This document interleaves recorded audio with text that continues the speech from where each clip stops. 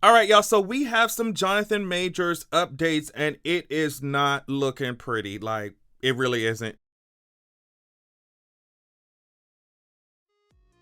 Y'all already know the drill. Make sure you check my description box for my Patreon. We do podcast episodes over there every single week.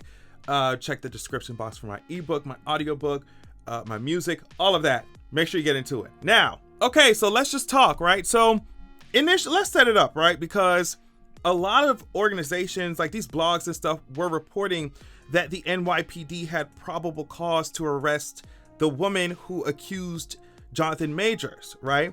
There were also people saying that she had been arrested by the NYPD, and it was just a bunch of misinformation going around.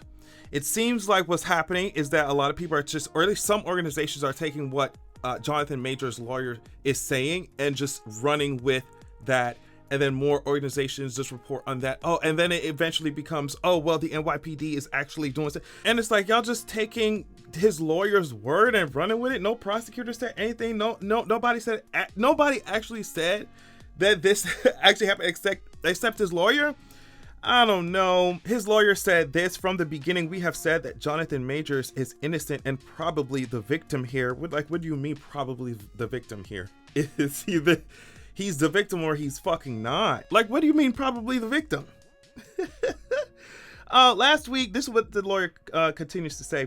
Last week, for the first time, Majors met with the NYPD to present them with evidence of what really happened that night, blah, blah, blah, blah, blah. Within hours of viewing the evidence and conducting their own thorough investigation, the NYPD found probable cause to arrest Grace Jabari for assaulting. And it's just like, okay, girl, just because your lawyer said that you met with NYPD and y'all showing them this evidence doesn't mean that y'all actually met with the NYPD, because as you can see here, it's this come from Newsweek. They're saying, hey, guess what, John, this is an update. Police are denying that the accuser has been arrested, even though the lawyer, Jonathan Majors' lawyer, was talking about, oh, they've conducted their investigation, they found probable cause. NYPD is saying the investigation is still ongoing and no additional arrests have been made at this time. So I just saw a lot of headlines talking about, oh yeah, the accuser been arrested, That has not actually happened, and I wish this misinformation wouldn't be running rampant like it does. But you know, I'm guessing that his team had a lot to do with the fact that this misinformation is running around, because of this recent expose that Rolling Stone put out. I'm sure they knew it was coming, and they were just like, girl, we gotta we gotta come up with something fast. And it's just like, okay, I'm not putting my confidence in no lawyer that talking about, oh well, we're definitely going to be exonerated, and I'm gonna show y'all proof of what's going on. And the text messages that she done put out, that Jonathan Majors camp done put out, don't make him look good. So it's like, I don't trust shit y'all talking about. They saying the investigation's still ongoing. They're saying that no additional arrests have been made at the time. So I don't know what the lawyer talking about. This is the article that I'm gonna be pulling from. Jonathan Majors' extreme abuse allegedly goes back nearly a decade. I'm gonna try and break this article down in a way that's, you know, easy for us to understand, because it's very long. So here we go, and it's really messy. Rolling Stone apparently did a 3-month investigation consisting of dozens of interviews. They spoke with more than 40 people, and these are apparently people who have known Majors over the past decade, and they claim that he has a history of abusive behavior. I'm reading from the article. Many describe Majors as being a complicated, unpredictable, and sometimes violent man who can switch from charming to cold in a flash. Now, the article makes sure to let us know that all of the sources are anonymous, fearing career repercussions and personal retribution from Majors. One person who worked with Majors said, "My only response can be that I am silenced by an NDA that he had me sign." They were talking, so this article just goes into a pattern of alleged physical, mental, and emotional abuse that dates back a decade to Majors' time at Yale, where he was involved in physical altercations, and continued to the sets of his movies and TV shows, where production members raised concerns over his treatment of crew. So of course he denies it, and I want you to listen to the his lawyer's statement, right? So Dustin Push, one of Jonathan's attorneys, said this: Jonathan Majors vehemently denies Rolling Stone's false allegations that he physically, verbally, or emotionally abused anyone, let alone any of his past romantic partners. These allegations are based entirely on hearsay because neither of the romantic partners referenced were willing to engage with Rolling Stone for the article, demonstrating their outright falsity. Okay, girl, or it's demonstrating their knowledge that Majors would fucking retaliate. Like, girl, get out of my face. Continuing on, his attorney was responding to allegations that Majors was aggressive at work on set, reports of him being physically violent and threatening on set. This is what his attorney had to say about that, which I found very interesting. The allegations that Mr. Majors got physical with or physically intimidated anyone on any movie set are downright false. This is what the lawyer's saying. Everyone who has worked with Mr. Majors knows that he employs an immersive method acting style. And while that can be misconstrued as rudeness at times, those who know Mr. Majors and work in the industry have attested to his dedication to his craft as well as his kindness. So it's just like, girl, what do you mean that although, it can be misconstrued as rudeness at times, he's just doing his method acting.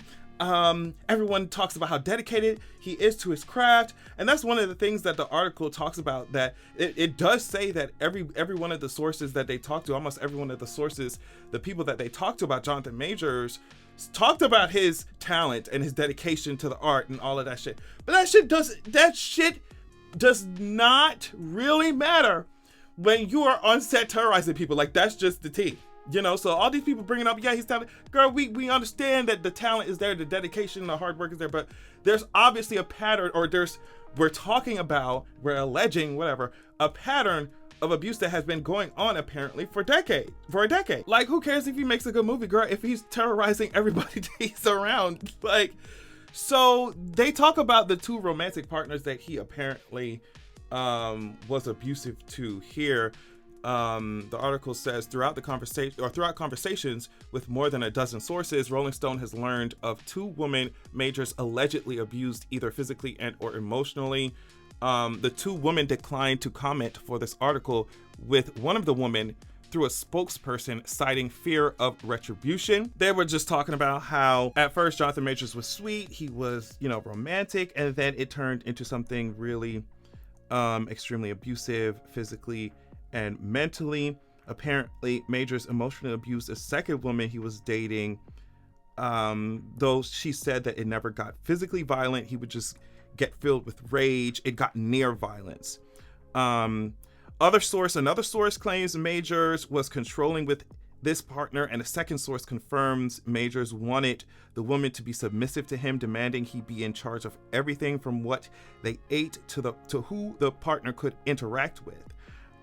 This source said she said on a few occasions that he wanted her to believe that he was the oxygen in the room and that she could not live without him. And if she considered leaving, that would be the most foolish thing she had ever done. So now let's talk about the 6 character witnesses sent to Rolling Stone by Jonathan Majors' team. And this shit is crazy here. So as part of Majors' legal team's response to Rolling Stone's request for comment on the abuse allegations, his attorney sent 6 character witness statements from women who had dated or was close with Majors, right? So, but after this, Rolling Stone reached out to all 6 people that, Majors' team had apparently got witness statements from and sent to Rolling Stone, right? So Rolling Stone said, hey, we're just going to reach out to all these 6 people ourselves. 3 of the 6 people apparently said that they never gave Jonathan Majors' team permission to release such statements. Another woman declined to share the statement credited to her by Majors' team, saying it was pre-written, not truthful, and that she had never approved of its release. One did not respond to a request for comment. Only one woman, Haley Carter, a woman who Majors dated from age 13 to age 18, described Majors as sweet. She said, after 20 years of knowing him, I can tell you who Jonathan is. He did not do these things. He's very sweet. He's nonviolent, blah, blah, blah. I mean, the article goes on to even talk about his college career. Some sources saying he can be very charismatic and, really gentlemanlike and sweet. but then he could be really cold and scary. They said he was someone who would use his physicality to intimidate. Some people, a Yale alumni says, a lot of people felt in physical danger around him and certainly in mentally precarious positions because of him. Things reached a point where the Yale administration once sent an email reminder about rehearsal etiquette and violence one day after Majors was involved in a separate altercation with 2 students, a former Yale student claims. So, I mean, y'all already know how I felt about this. As soon as it was even being reported that Jonathan Majors was being, that the situation even happened, as soon as his lawyer released those texts and told us that those text messages were going to make him just seem completely innocent, they fucking did not. It made the situation fucking worse. And then seeing all this misinformation flying around about the victim and, how Jonathan Majors' team is trying to make it seem like he was probably a victim. Like, what does probably a victim mean? But seeing all this misinformation, it clicked in it made sense that they would be out here trying to spread that shit when an expose like this is on its way out, is out for everybody to see. So it's just like, I with everything coming out, with all the information that's being gathered, and I know we waiting on the official investigation, official trial and all that, but what I'm saying is that this shit don't look good. It don't look good. And I'm not listening to any of these niggas who was just making fun of Jonathan Majors. Actually, weren't y'all making fun of Jonathan Majors' ass for being, well, I guess he was trying to present himself as somebody who's like outside of the norms of masculinity. He was wearing pink. Y'all was dragging the shit out of him for wearing pink or whatever, crossing his fucking legs in a photo shoot. Y'all were dragging his ass. But now that he is accused of putting his hands on a woman, now that he's being accused of being violent as fuck, all of a sudden, these same niggas who was dragging the shit out of him for being, feminine, doing this, doing that. Oh, the masculinity, where's the masculinity? All the people who are dragging him for that shit suddenly are up his ass right now. The very same motherfuckers.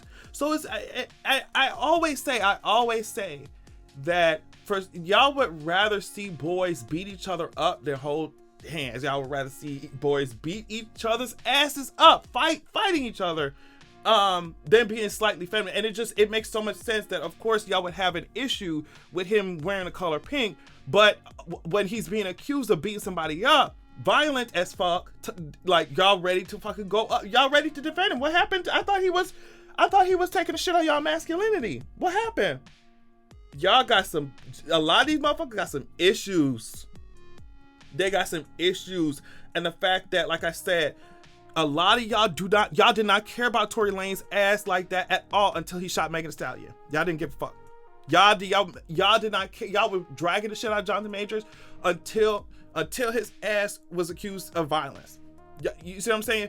So it's like it's shitty all around, and how society is reacting to this literally breeds more Jonathan Majors. How a lot of these niggas, a lot of societies reacting to this, it breeds more violence. It breeds more abusive motherfuckers, especially if they see that there's a slight chance that they could get away with this shit, spinning shit, acting like the victims are crazy. So it don't look good. Tell me what y'all think about this. Love y'all so much, and I'll talk to y'all later.